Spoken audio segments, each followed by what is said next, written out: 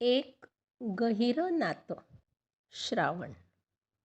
निवेदिका मेघा चव्हाण.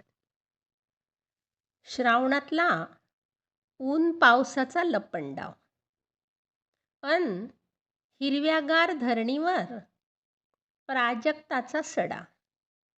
पंचमीला सुवासिनीचं नागोबाला औक्षण अन नागासंगे गारुड्याची पोटासाठी वणवण. पुंगीतून झंकारते दारिद्र्याचे गाणे, फण्यातून साकारते मैत्रीचे तराणे. पैशाच्या या मागे धावे, पैशाच्या या मागे धावे, माणसांचा जथ्था, परंपरा जपूनही आयुष्याचा गुंता. सण येती अन जाती, सण येती अन जाती, मांगल्याची ज्योती, तोडू सारे बांध आता, जोडू सारी नाती. पंचमीच्या सणा सगळे हात घेऊनी हाती, पंचमीच्या सणा सगळे हात घेऊनी हाती, पुन्हा पुन्हा भेदू सारी अरिष्टांची भीती, पुन्हा पुन्हा भेदू सारी अरिष्टांची भीती. सूर्यदेवाच्या आगमनाला दिशा प्रकाशमय करणाऱ्या उषक कालाला बघून त्या रक्तिम लालिम्याच्या रंगात न्हाऊन ऋषींना पहिले काव्य उषा सूक्त सुचले म्हणतात. निसर्गाच्या विलोभनीय चक्राने वेडे व्हायचे. नेमेची येतो मग पावसाळा म्हणायचे आणि जलधारांचे, डवरलेल्या पिकांचे, उघड्या पोडक्या जमिनीने हिरवे होण्याचे उत्सव साजरे करायचे. हा हा मनुष्याचा स्थायी भाव. समूहाने एकत्र यायचे, मनातील इच्छा पूर्ण करणाऱ्या आराध्य देवतेला पूजायचे. हा संस्कृतीतला सणांचा धागा. प्राचीन काळापासून सुरू असलेले हे उत्सवाचे वातावरण आजच्या आधुनिक जेट आणि नेट सॅव्ही काळातही तितक्याच प्रेमाने, उत्साहाने आणि खरे तर कसोशीने जपले जात आहे.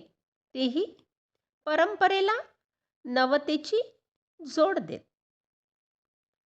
भगवान श्रीकृष्णाने मासानाम मार्गशिर्षोहम म्हणत गीतेत मार्गशीर्षाला पहिला येण्याचा मान दिला असला तरी जनमानसात खऱ्या अर्थाने श्रावणच प्यारा राहिला.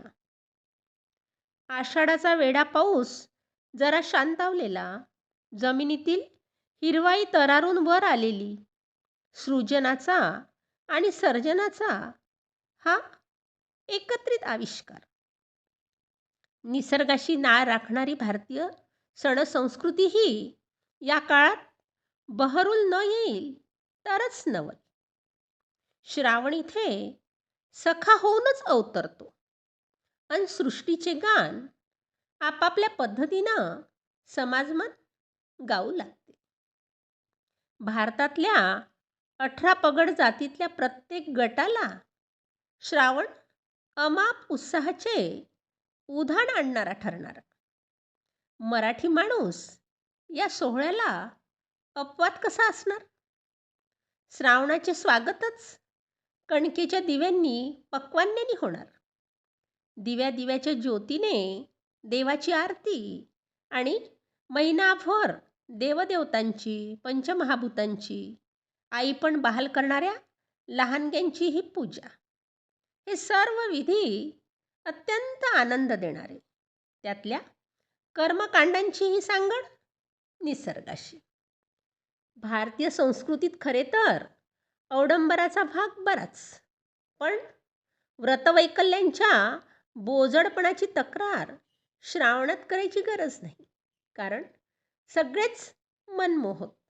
सुंदर पाने, फुले, बेल, आघाडा, दुर्वा, अंगणात सुंदर सडा घालणारा प्राजक्त, मंगळागौरीच्या निमित्ताने शंकराला पूजून पतीच्या दीर्घायुष्यासाठी वर मागायचा. शिवाय त्या दिवशी मैत्रिणींसह रात्र जागवायची. खुर्ची का मिरची, कोंबडा, फुगडी असे अनेकविध खेळ. नागपंचमी हा कृषीप्रधान अर्थव्यवस्था असणाऱ्या निसर्गाच्या भीषणपणाला नमन करून त्या शक्ती काबूत ठेवणाऱ्या भाबडेपणाचा सुंदर आविष्कार. तसा श्रावण हा लललांना प्राधान्य देणारा, जिवंतिकेची पूजा. लेकुरवाळे घर सुखी होणे हा जगत आनंदी होण्याचा, उंबरठ्यापुरते जग माहिती असलेल्या महिलांसाठी कल्याणाचा अर्थ. लेकराबाळांचे भले साधणारा आणखी एक सण म्हणजे शीतळा सप्तमी. इथे आई मुलाच्या रक्षणासाठी प्रार्थना करते. पिठोरी अमावस्या हा मातृदिन. आईप्रती मुलाबाळांनी कृतज्ञता व्यक्त करणे, तिच्या म्हातारपणी आजूबाजूला असू याची खात्री देणे हा खरे तर या सणाचा हेतू. असेच श्रावणाचे सारे दिवस जीवनातले सर्व दिवस, जीवनातल्या सर्व रसांचा आनंदाचा ठेवा असणाऱ्या पुरुषोत्तम पूर्ण पुरुष श्रीकृष्णाचा जन्मदिवसही याच मासातील. गोपाळकृष्णाची पूजा करायची हे तर भारतीयांचे आनंद निधान. शेवटचा दिवस पोळ्याचा. इथेही कृषी व्यवस्थेचे वाहक असलेल्या बैलांचा मान द्यायचा. हसरा नासरा श्रावण पुढच्या आनंदाची बेगमी करणारा. ओले हळदीसारखे ऊन, त्यातच कधीमधी उगवणारे सुंदर इंद्रधनुष्य. मग श्रावण मासी हर्ष दाटणारच. तो ललनांनी जलधारांच्या तालात साजरा करायचा. उत्सव आनंद देतातच, त्यांचे सोहळे तर ही तर आपली खासियत. या निसर्गाच्या उल्हासात प्रत्येकानेच भिजावे, आनंद घ्यावा. धन्यवाद.